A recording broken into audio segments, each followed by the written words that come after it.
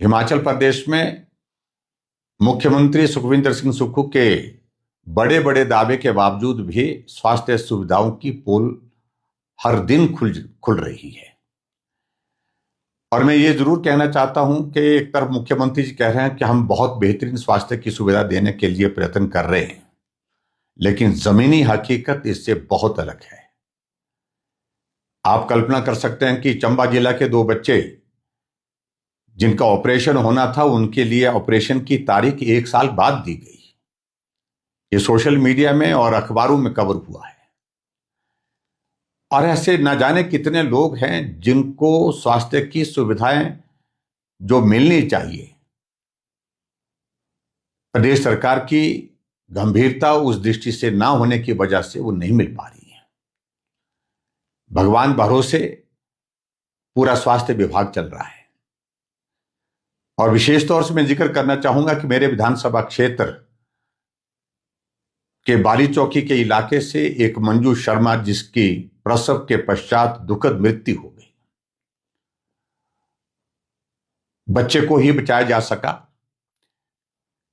मैं उस संदर्भ में कोई बहुत बड़ी टिप्पणी किसी डॉक्टर या किसी मेडिकल स्टाफ के ऊपर नहीं कर रहा हूं, लेकिन यह सच्चाई है कि उस संदर्भ में मंजू शर्मा के परिवार जो कह रहा है, उनके साथ जिस प्रकार से व्यवहार हुआ है, वो सचमुच में बहुत बड़ा चिंता का विषय है।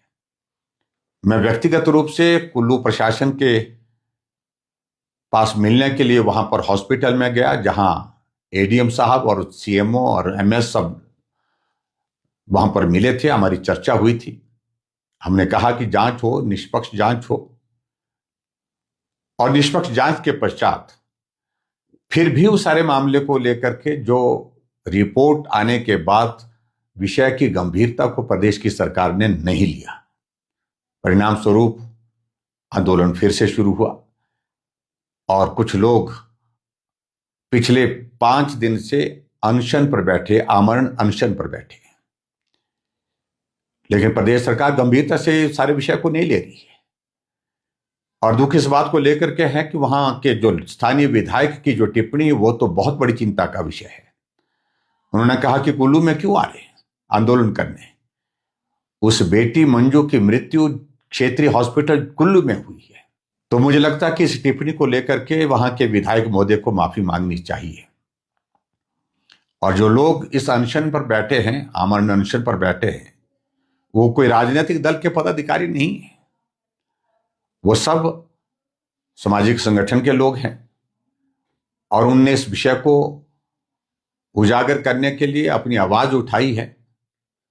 और मेरा उन साथियों से भी विनम्र आग्रह है कि आज आमरण अनशन का 5वां दिन है। हम और रास्ता अपना सकते हैं, कानूनी रास्ते भी अपना सकते हैं। उस दिशा में क्या किए जा सकते हैं, लेकिन यह अनशन, उन साथियों से मेरा आग्रह इस बात के लिए है कि इस अनशन को समाप्त करना चाहिए और कानून की दृष्टि से और जो रास्ते आपके पास है, उन रास्तों को अपनाया जा सकता है। हम सब लोग मंजू शर्मा के परिवार के साथ हैं, हमारी संवेदनाएं उनके साथ हैं और ऐसी घटनाएं आने वाले समय में नहीं हो, इस बात को सुनिश्चित करने की जिम्मेवारी प्रदेश सरकार की है। लेकिन मुझे इस बात को लेकर के खेद है कि प्रदेश सरकार ने अभी तक भी अनशन पर बैठे साथियों का कोई संज्ञान नहीं लिया, उनकी बात को गंभीरता से नहीं लिया।